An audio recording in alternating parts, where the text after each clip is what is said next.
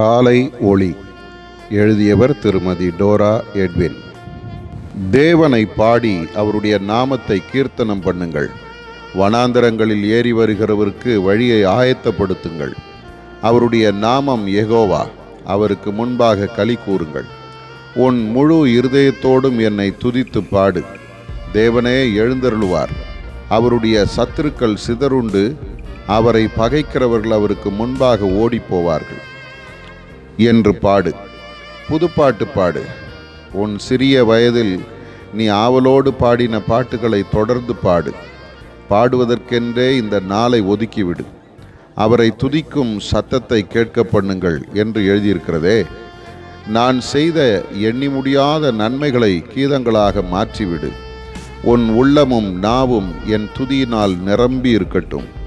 சர்வ சிருஷ்டிகளும் 24 மணி நேரமும் என்னை துதித்து பாடும்போது நீ மௌனமாயிராதே.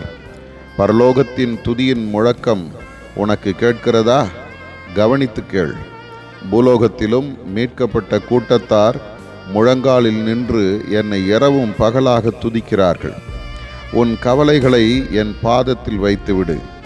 மோசேயின் பாட்டை பாடு, மரியாளின் பாட்டை பாடு, உன் சொந்த பாட்டை பாடு.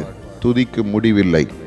ஆதார வசனம், அவர் துதி எப்பொழுதும் என் வாயில் இருக்கும். சங்கீதம் 34:1.